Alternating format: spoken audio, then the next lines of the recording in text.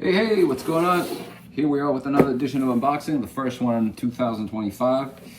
Don't mind the sexy voice, I'm a little under the weather. Nothing major, so you don't have to put the masks on because it's not going to go through the screen. But without further ado, let's get right on the action.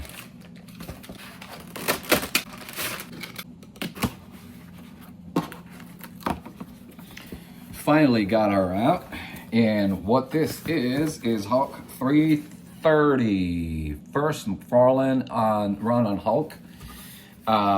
This is what I consider to be a sleeper. It's a key that's well, you can't really call it a key. Well, it is a key, it's just that it's not really up.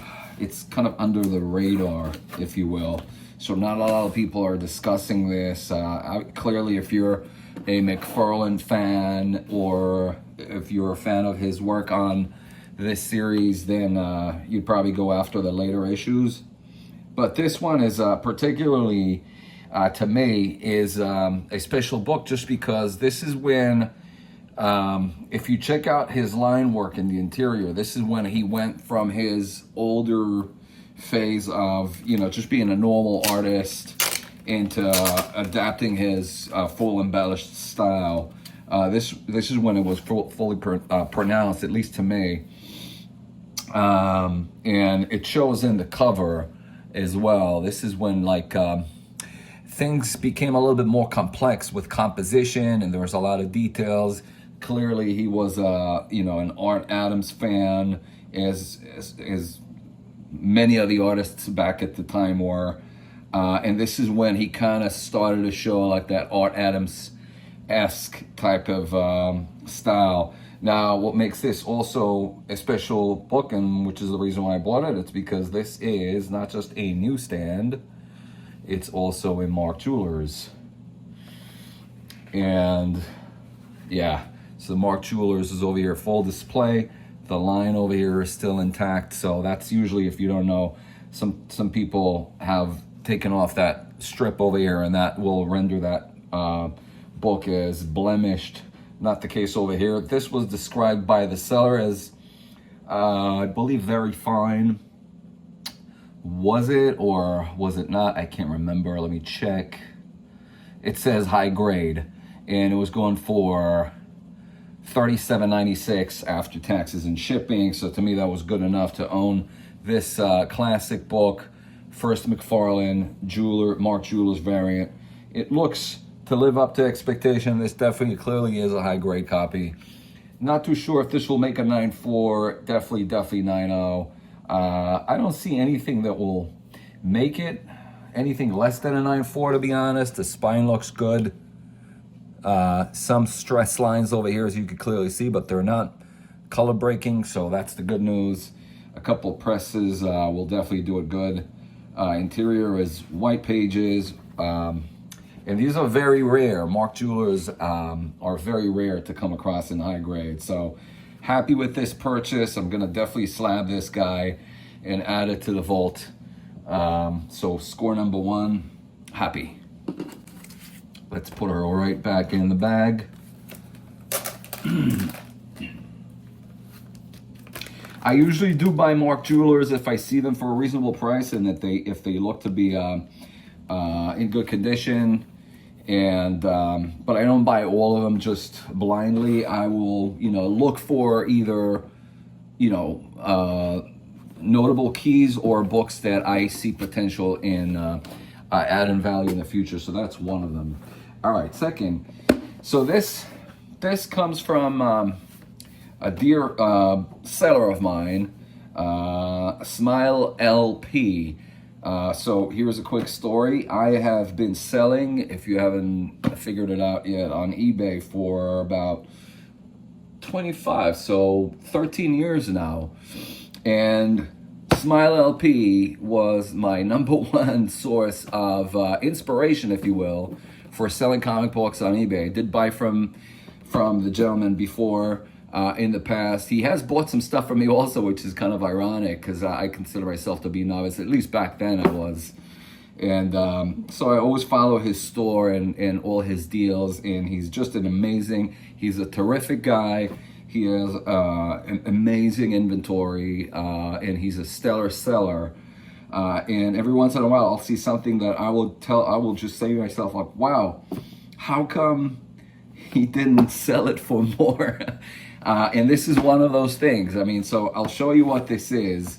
But again, Smile LP, yeah, he was one of the first guys that inspired me just by following his store and seeing how he treated comic books selling as an art, really, taking high resolution pictures, describing everything in detail. I mean, you can tell that the guy is into what he's doing. He's not like a shoe salesperson that just, like, you know, sells you something just to make a buck. He actually, you could tell that he's passionate about what he's doing, and that was very inspirational for me to actually follow suit and follow. I followed his style of selling on eBay, and so kudos to him. So what did I get from Smile LP, you ask? It is a lot that he listed of, where are you?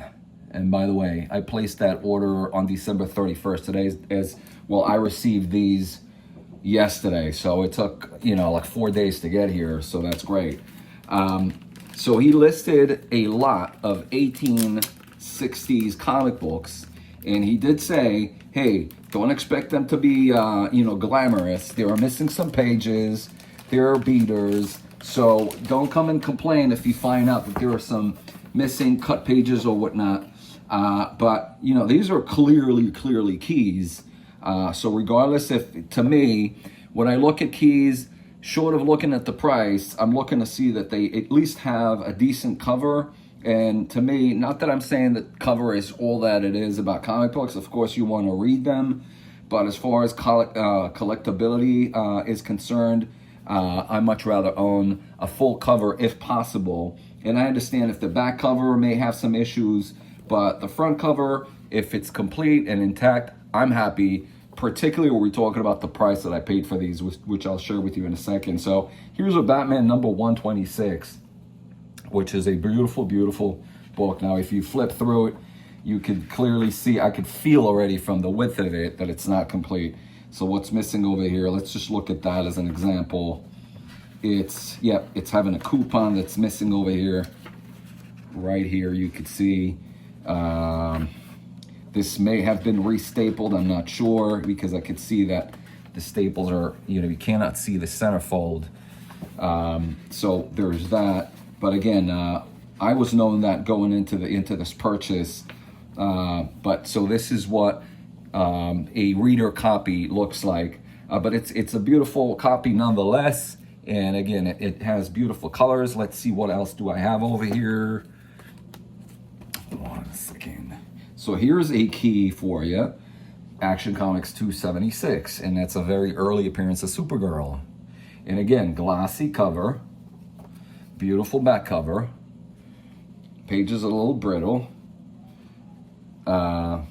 First, I mean, this looks to be like a real nice, solid copy so far. Let's wait and get until the centerfold and see if it's missing anything. Page 10 to 11, 12 to, yeah, so over here you see it skips from page 12. It's probably missing a center wrap, a centerfold or two. You can sense that it's a little thin, but here's another thought from what I've been when I've been doing this for a while. Sometimes when you get a copy like this that looks to be solid but missing a few pages, sometimes it's worth to get it. As long as you get the cover and it looks good and the interior is fine, you could set I could set my search right now for Action number 276, and look for coverless copies of this. And I can marry the centerfold with that one if they're available, and it's just a matter of patience. How much are Action Comics 276 are going for right now? I'm curious. Yeah, so recent sales starting with lowest, and how about that? On October 9th, there was actually a coverless copy that was sold for 15 bucks. And then again on November 9th. So they're quite common as coverless. So there's a hint. Other than that, a complete lowest sale other than coverless, we're going for 75 bucks, then 135, 150. So clear at 2.5, sold in November 27th for 170. So yeah, this is one way of looking at it. Marrying this with a centerfold, so probably you know, factoring the investment that I put into this whole lot, it's probably very minimal. I probably got it for a few pennies if you're averaging what this came down to. So right away, I'm already happy with this purchase. I was actually looking at this as the main reason why I purchased this lot, and I knew going in that this would be a definitely a good investment copy. So moving forward, we also have here's Adventure Comics 235, which is also a reader. This is a 1957 classic Superboy story. Really nice. And again, these have complete covers with some wear, obviously heavy wear, and probably some missing pages. So there's another investment. Here's a Batman number 200, which feels very thin. Probably missing some pages in here as well. Here's a Brave and the Bold number 68. Lois Lane 69. Sounds like a dirty movie. Here's an Action Comics 279. And I could feel, again, by going through all of these, that they're missing some pages as he advertised, so that's great. Flash number 163, but you could see that these are complete. The cover is quite well. It's not in the best of shape, of course. Here's an Action Comics 286. Classic Silver Age books. Here's a Superman number 191. Superboy 145, great cover. Is this a Nick Cardy cover? Looks like it. It's either an early Neil Adams or Nick Cardy, but definitely a nice book right here. Oh, and here's a key for you, which is a reader. That's Action Comics 340, first appearance of Parasite, which, yeah, that's another sleeper. Just a matter of time before this character gets mentioned in either a DCU or a redo, makeover. I always, when I look for those, when I find them on the cheap, I always get them.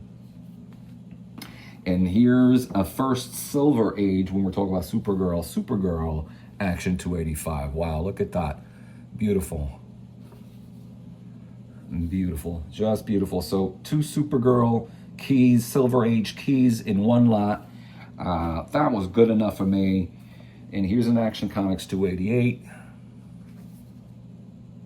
with a little thing over here. Superboy number 57. Beautiful. Here's a early Brave and Bold. You don't see those often. Supergirl and Wonder Woman. That's definitely a special team up right there, and it's kind of like a bondage cover, if you will. Some people collect bondage, and there are quite a few Wonder Woman bondage covers. So that's another nice mini key right there. And here's another special Supergirl. Superboy meets Supergirl. If I'm not mistaken, that's their first team up. So clearly the emphasis on this lot is Supergirl. And here is a very early, beautiful classic Lois Lane number 27 with Bizarro appearance. So wow, these are amazing. I mean, kudos to Smile LP for allowing me to purchase this lot over here. How much did I pay for this, you ask? Well, it was advertised for $19.95. With shipping and everything, it was $29.37. So all these comic books that I just shared with you for $30 is that's an amazing deal. All right, moving on to the last one. And he always shares these nice notes over here. So really, kudos to you again. Here's the last one for today, folks. And this is another classic, which I've been looking for a while. And let me show you what this is.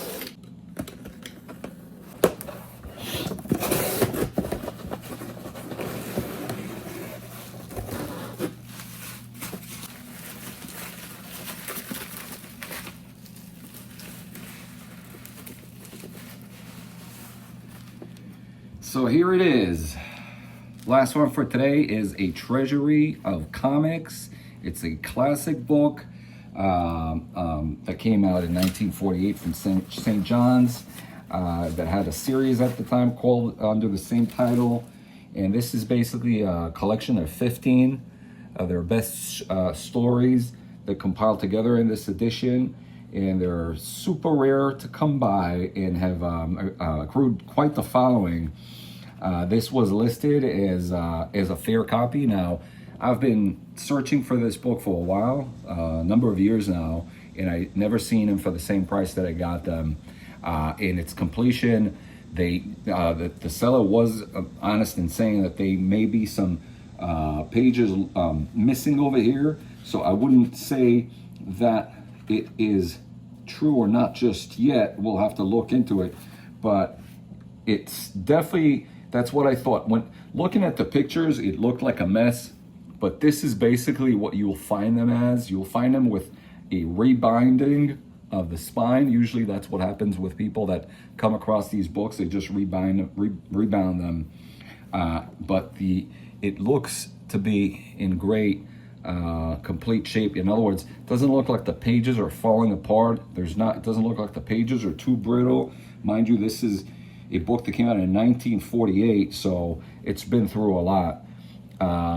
But there's no pages. Look at this. There's some paper dolls in there, and that's usually something that usually gets cut out by people that abuse this book or just extra loved this book. So they're very hard to come by with the paper dolls not cut out. And here's another Mopsy Mode cut out doll, which is complete.